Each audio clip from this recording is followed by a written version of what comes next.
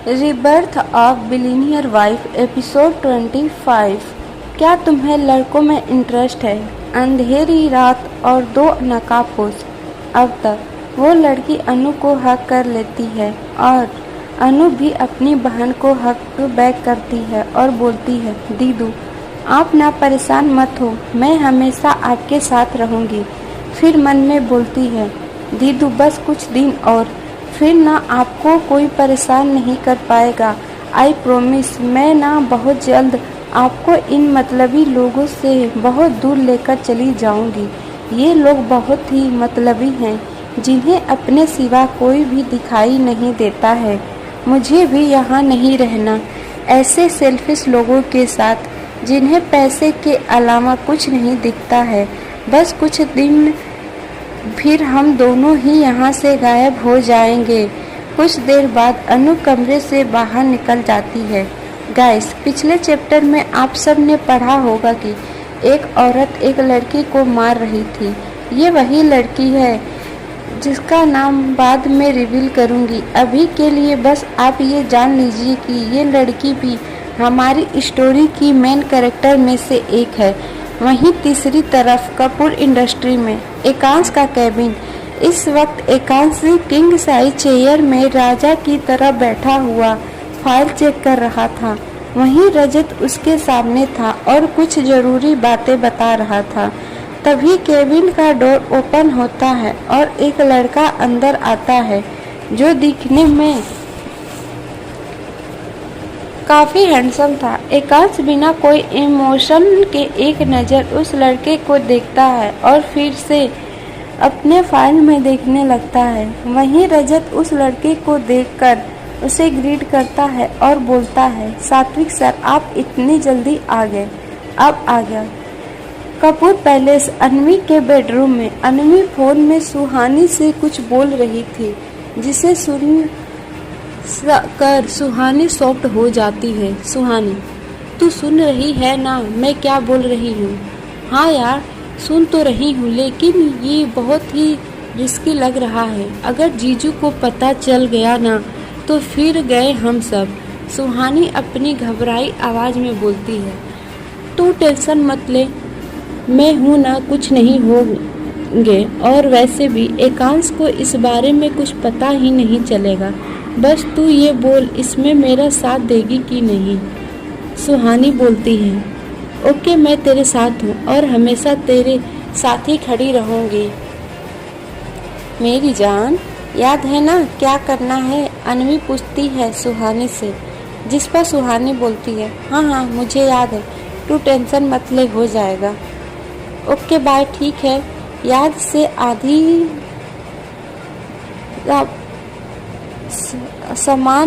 याद से सभी सामान ले आना, इतना बोल अन्वी कॉल कट कर देती है। इस वक्त अन्वी के आंखों में एक अलग ही चमक थी।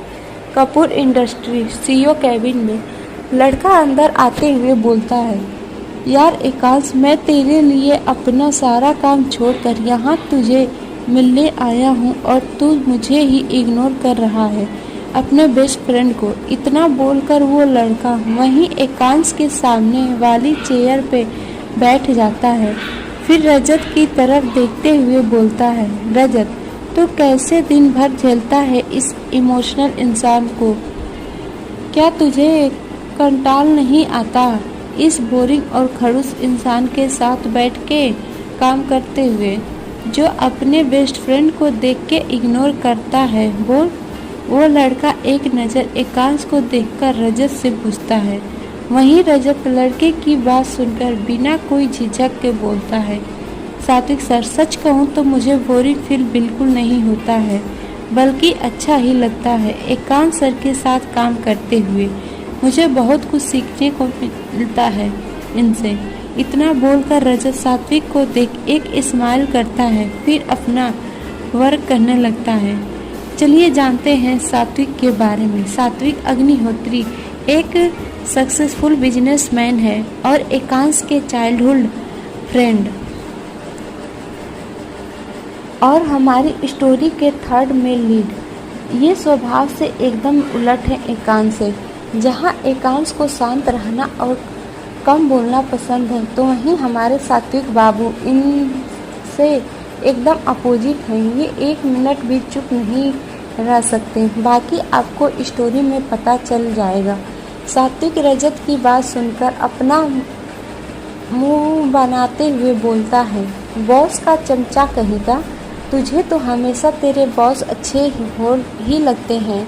फिर अपनी आंखें छोटी करके रजत को घूरता है, जिससे रजत भी अनकंफर्टेबल फील करने लगता है और सात्विक की तरह देख कर बोलता है, क्या हुआ सर, आप मुझे इस तरह घूर क्यों रहे हैं? जिस पर सात्विक रजत को घूरते हुए ही बोलता है, रजत सच सच बता, क्या तुझे लड़कों में इंटरेस्ट है? कहीं तू एकांत से प्यार तो नहीं करता? वहीं रजत सात्विक की बात सुनकर एकदम शॉक्ड हो जाता है। गाइस, आपको क्या लगता है, क्या सच में रजत एकांत से प्यार करता है? कमेंट में ज़रूर बताइएगा। वहीं दूसरी ओर बनारस में अनु का घर के बीचों बीच आंगन कोर्टयार्ड को अच्छे से सजाया गया था। खाने पीने और बैठने का भी इंतजाम किया गया था। वहाँ का माहौल देखकर ऐसा लग रहा था कि जैसे कोई खास लोग आने वाले हों।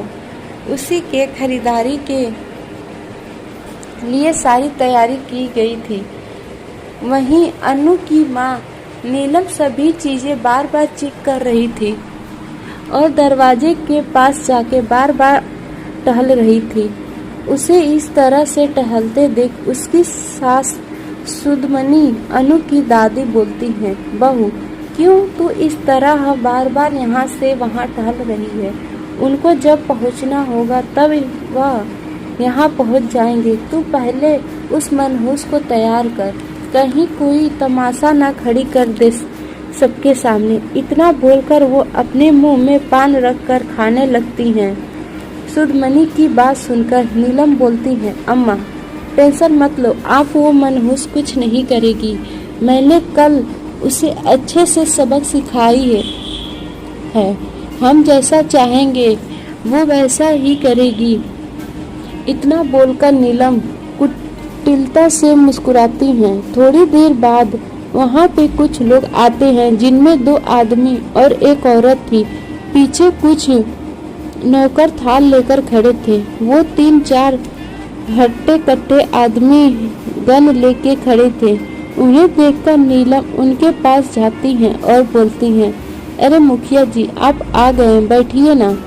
अरे विनोद बेटा, आप वहाँ पे क्यों खड़े हैं, यहाँ पे बैठिए ना।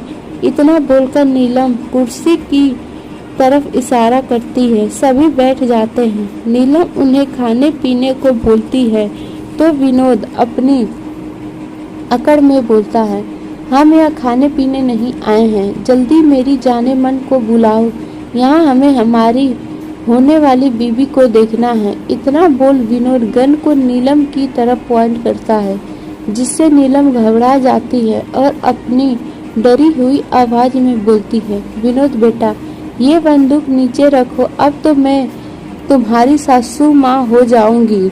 मैं अभी बुलाती हूँ मानवी को।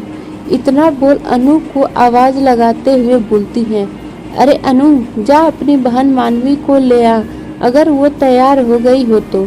ये बोलकर नीलम फिर विनोद की तरफ देखकर बोलती है, वो लगता है मानवी अभी तैयार हो रही है, इसलिए देर हो रहा है, आप रुकिए, तब तक वो आ जाएगी।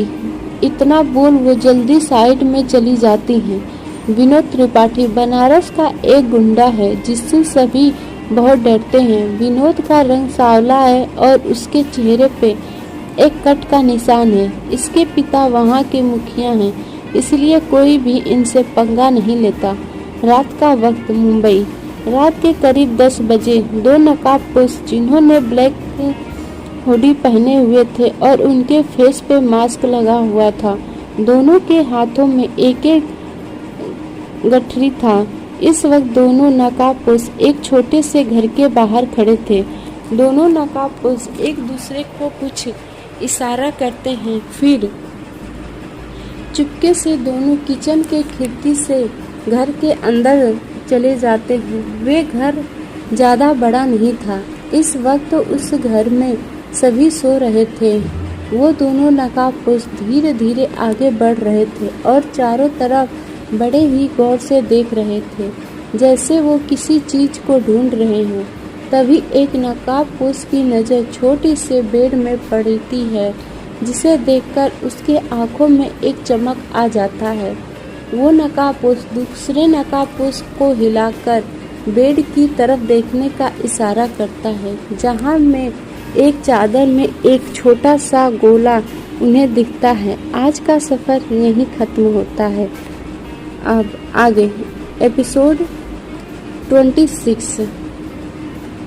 I love you so much मेरा बच्चा, मम्मा ने आपको बहुत मिस किया। अब तक। रात का वक्त मुंबई।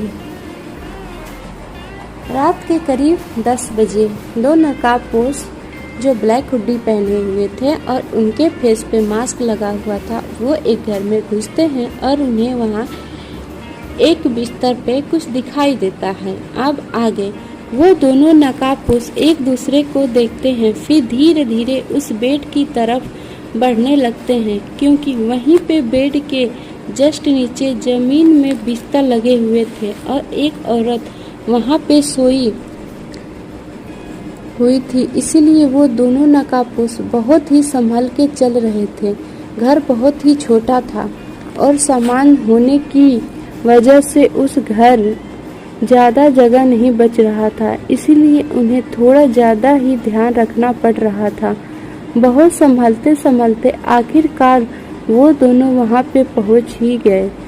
दोनों नकाबपोश पहले एक दूसरे को देखते हैं, फिर एक नकाबपोश धीरे से बेड के एकदम पास जाता है और उस चादर को हटाने के लिए अपने हाथों को आगे बढ़ाता है, जो इस वक्त काँप रहा था। वो नकाबपोश धीरे से अपने कांपते हुए हाथों से उस चादर को वहां से हटाता है। अगले ही पल उस नकाबपोश के आंखों में आंसू बहने लगते हैं, जो रुकने का नाम ही नहीं ले रहा था, क्योंकि सामने उस चादर के नीचे एक बहुत ही छोटा सा बेबी सोया हुआ था, जो देखने में भी बहुत ही ज़्यादा क्यूट लग रहा था। बेबी का कॉलर भी बहुत फेयर था, कलर भी बहुत फेयर था, उसके पिंक पिंक लिप्स थे। इस वक्त बेबी का फेस हल्का रेड था और वो इस वक्त सो रहा था। वो नकाबपोश अपना हुडी सर से हटाता है तो उसके लंबे लंबे बाल फिसल के नीचे आ जाते हैं और एक लड़की की हरी हरी आंखें दिखाई देने लगती हैं।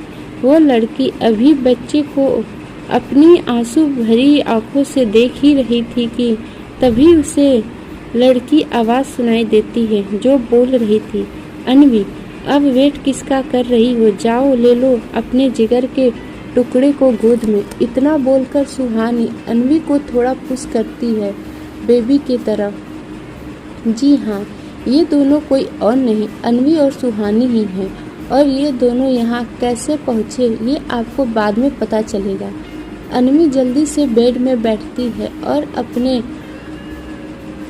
कांपते हुए हाथों से बेबी को आहिस्ता से अपने गोद में उठाती है और बेबी के फेस को बड़े ही गौर से देखती है। फिर उसके फेस पे बहुत सारे किसेस करने लगती है, जिससे सोए हुए बेबी के फेस पे भी स्माइल आ जाता है, जिसे देखकर अनवी के चेहरे पे भी स्माइल आ जाती है। इस वक्त अनवी के चेहरे पर एक अलग से ही सुकून थी, जो उसे अपने बच्चे के मिलने से हुई थी।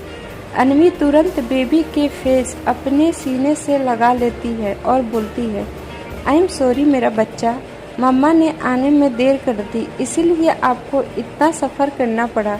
प्लीज़ मम्मा को माफ़ कर देना, अब आपकी मम्मा आ गई है ना, तो अब आपको कोई कुछ नहीं करेगा और ना ही मम्मा कुछ होने देगी। ये आपसे आपकी मम्मा का वादा है मेरा बच्चा। Love you so much. मैं आपको बता नहीं सकती कि वापस आने के बाद मैं कितना तड़पी आपसे मिलने के लिए। इस पल के लिए मम्मा कितनी तरसी है, आपको बता नहीं सकती मेरी जान। मैंने आपको बहुत मिस किया है। अनवी बहुत देर तक बेबी को अपने सीने में लगाए उसके सर पे किसेस किए जा रही थी और अपने दिल की बात अपने बेबी से बोले जा रही थी। वहीं बेबी भी अपनी माँ का स्पर्श पाकर और अपनी माँ को महसूस करके उसके फेस में भी स्माइल आ जाती है और वो अपना छोटा सा चेहरा अपनी माँ के सीने में घुसाने लगता है और अन्वी के कपड़े को पकड़ लेता है मजबूती से। आज का सफ़र यहीं ख़त्म होता है। मिलते हैं कल एक नए चैप्टर में। तब तक के लिए जुड़े रहें हमारे साथ। अगर कहानी आप सबको पसंद आए तो प्लीज़ लाइक करना, सब्सक्राइब करना, शेयर और कमेंट करना ना भूलें। और आज का चैप्टर कैसा लगा कमेंट में ज़रूर बताएं। बाय, टाटा। और जिसने भी हमारे चैनल को सब्सक्राइब किया है उन्हें तहे दिल से धन्यवाद।